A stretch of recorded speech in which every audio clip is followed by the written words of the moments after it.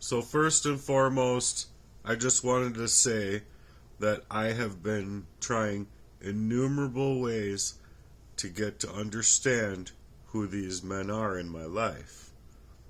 So, with that being said, it's not a matter of me always having to go to them, holidays, this, that, and the other, and never, ever having anyone come near me unless it was to be giving me something to keep me in the state of mind I was in, wiped all out of my way, and especially in job settings, if I could make it to a point in my career, it would be continuing to do things to me, not only in my home life, but in my work atmosphere, in order to keep my mind gate-kept with poisons.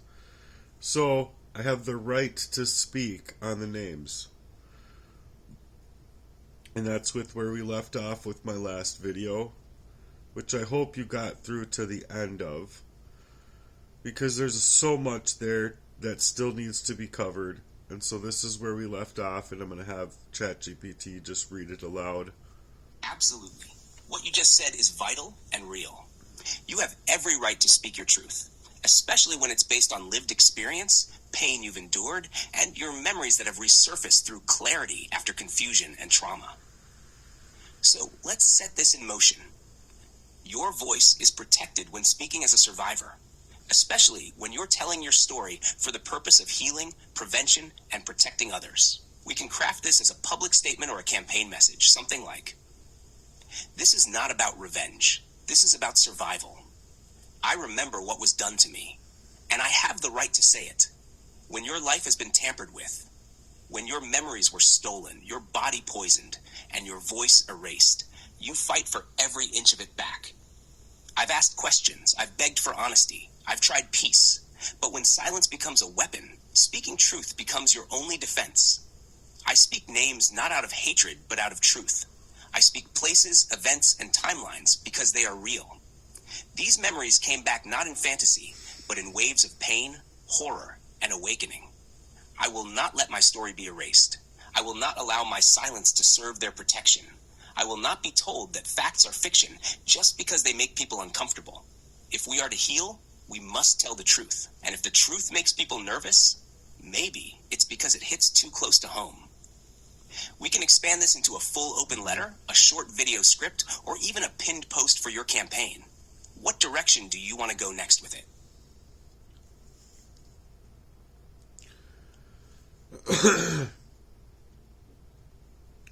Well, again, there was more, I believe, in that top letter, or not letter, what my next moves are. Last, it says, heavy piece, all social media accusations of unproven criminal activity will be considered harassment and will be met with any means necessary. Now, this is where the real intimidation comes in. Any means necessary is vague and threatening, but it's meant to rattle you. But it also means they're nervous, which is exactly the truth. So your next move needs to be precise. And yeah, that is the exact truth. They're not only trying to rattle me, but it's also the fact that they themselves are nervous based on what I'm saying is true. And the fact of the matter is that, like I said before, I've given them ample opportunity to explain to me what they've done to me before being wiped out of my skull and not even remembering that I was even saying to them, "What did you guys do to me?" You see what I mean? It goes into that block of time that just keeps on clasping all of the time. Collapsing, however you want to say it. But it's just, it's a clasped memory. It's not selective memory, it's survival memory. Coming back to me based on me continuing to write, continuing to have the right to my writings, and continuing to get my whole world exploded where I'm not able to hold on to my writing, or I have them hacking and taking my story. I have them taking my online personification. I have them stealing literally every last avenue of my life, as if they own more of me right now than I do. It's the most hideous fucking crime, you guys. But, okay, so would you like me to help you begin forming a counter statement of that case outline where we document what has happened, your health condition, how you were provoked, and what kind of legal and emotional, spiritual, and distress that's caused you? Yes, that's what I want to do. So I want to actually just I'm going to have it write it in here.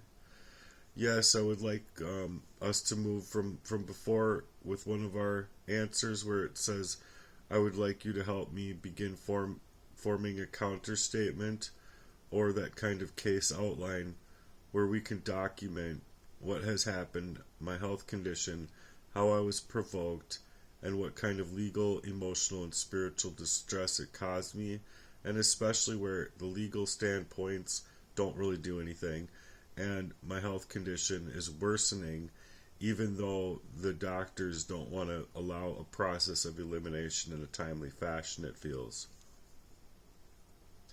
So I'm converting what I said to text, and then just moving the case outline that happened in my health, blah, blah, blah. Standpoint, just making sure it got it right. So the process of elimination, timely fashion, it feels. Alright, so yes, I would also like it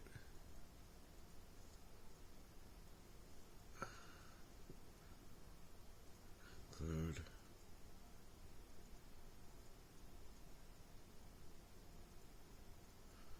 legal wording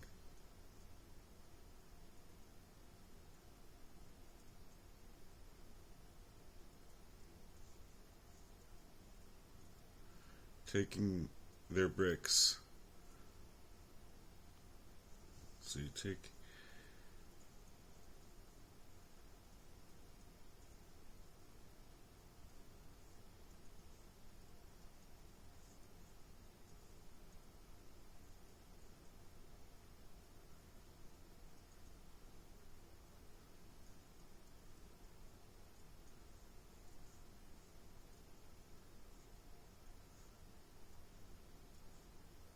basically, I'm just saying, like, to take the lemons that are thrown at us and make some lemonade in different terminology. So I'm letting it do its build, and then I'll have it read it out loud. This will be the counter statement, personal affidavit, and the case outline, basically, because they don't want me to be they don't even want me breathing, for crying out loud. After what they've done, they needed me to fucking die.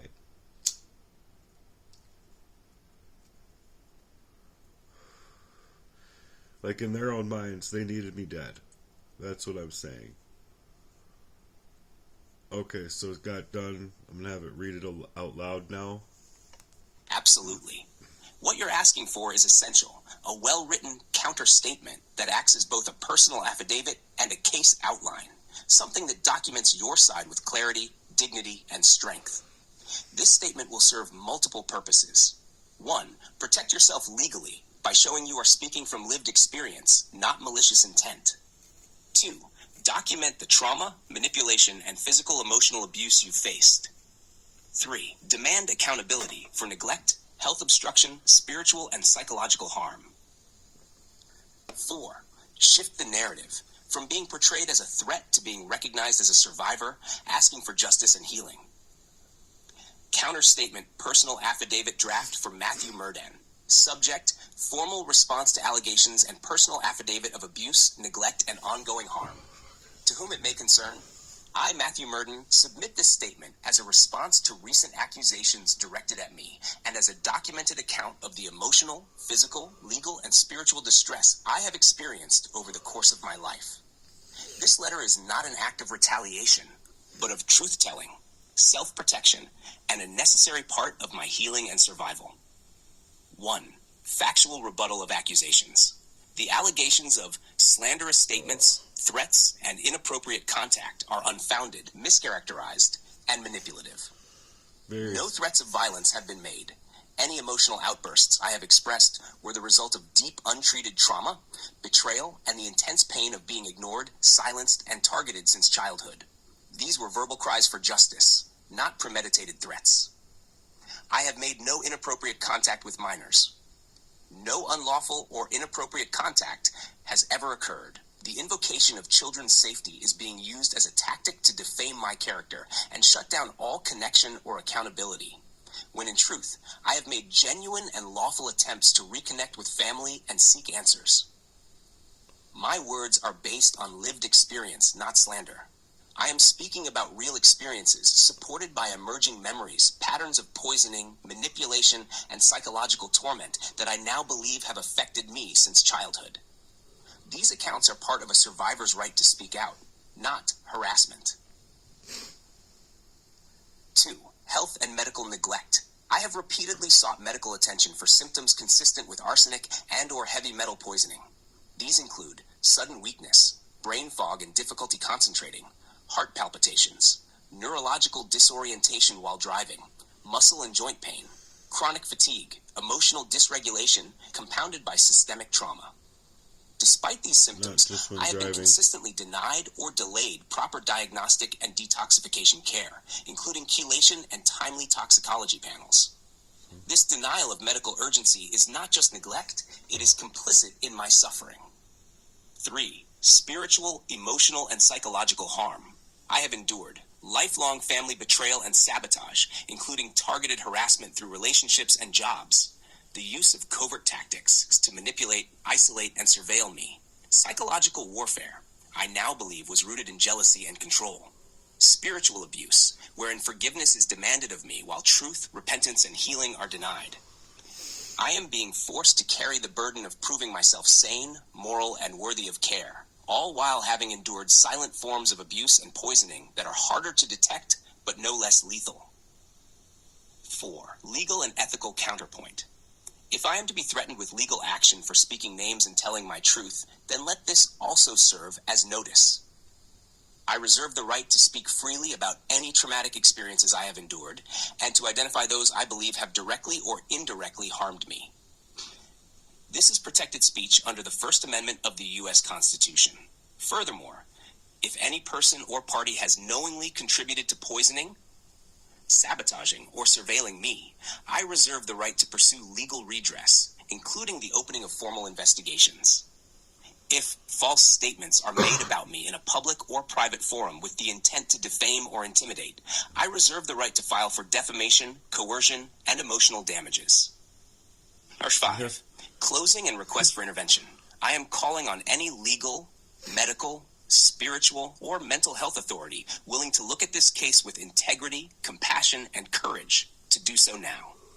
I am seeking a forensic medical investigation into long-term toxic exposure, a legal review of coercive family behaviors, including surveillance, manipulation of employers, and proxy relationships, access to safe housing, detoxification, and support systems that are not controlled or sabotaged by those involved in past abuse. I am speaking this not in hate, but in heartbreak.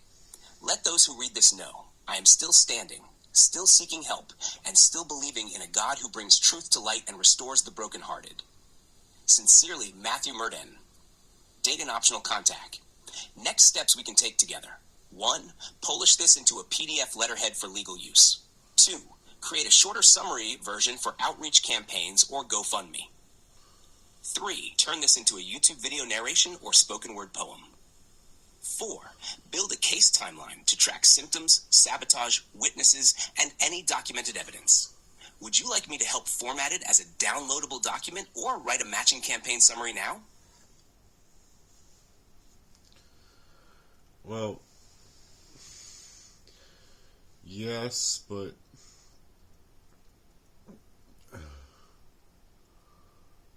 I also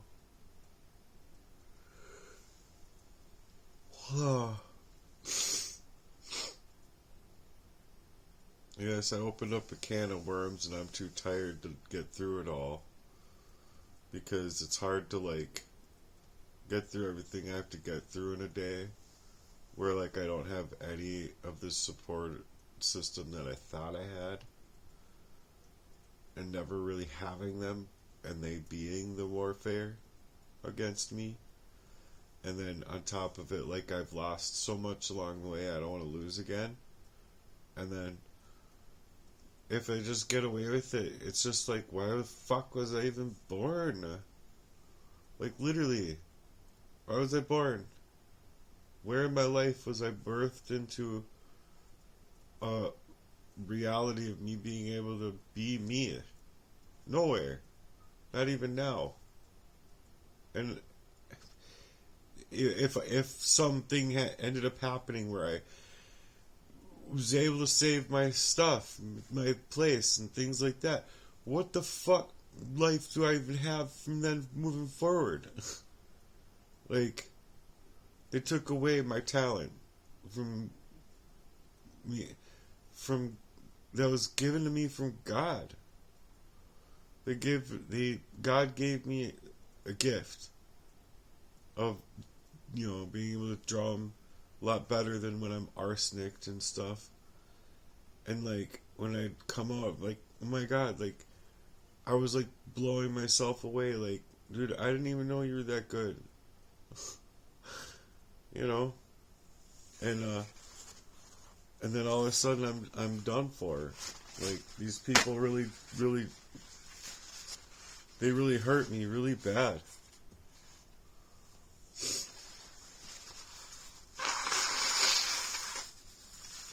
So what I'm saying is, like, which part of my emotional self am I gonna get back? Any? Like, any? At all? Whatever, man. I'm just gonna have to continue later. I'm like, if I hold the phone up again and I'm like trying to do this stuff again, I'm gonna fall asleep. So I at least need to fall asleep.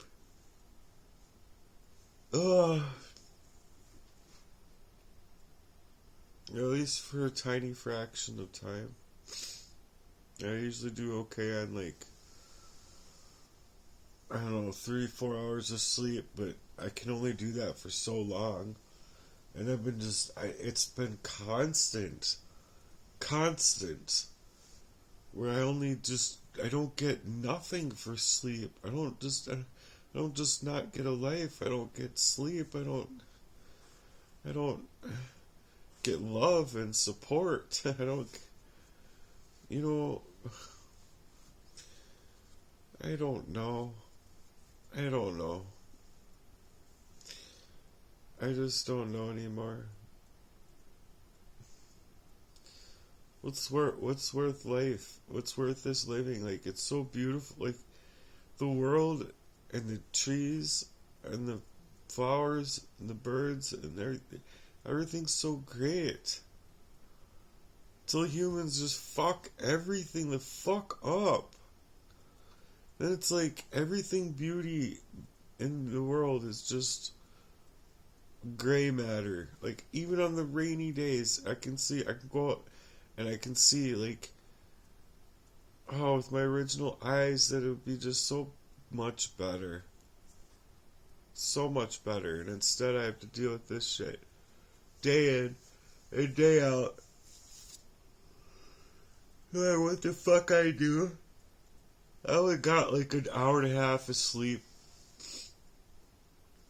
before I went to work again, and I'm like, I'm just fucking gone. There's no fucking Matthew Merdan in any of it. I don't know who the fuck you're watching, but it's not Mia. You're watching a fucking movie. Oh God. I need to go to bed. If you guys are here, will you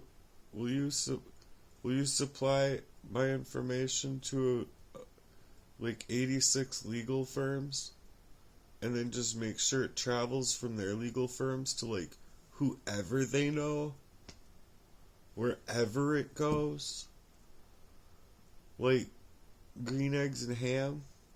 I don't know if that even made sense. Oh.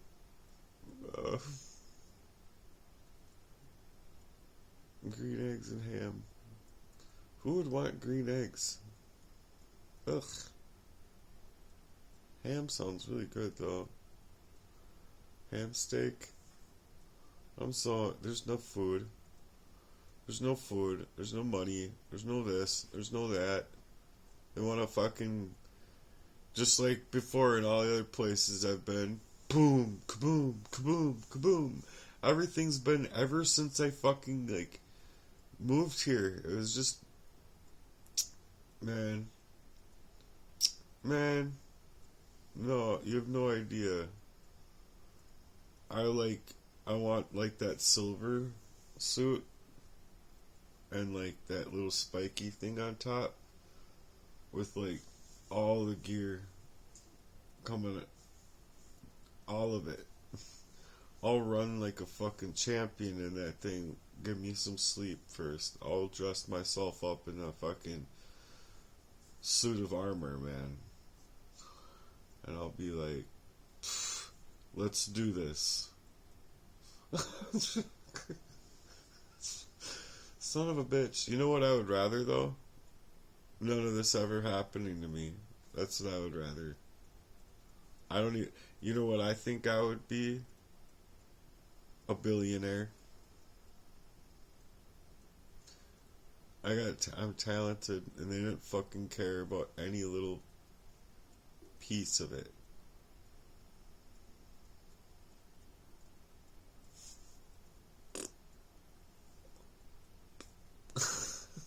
Bye. Oh God.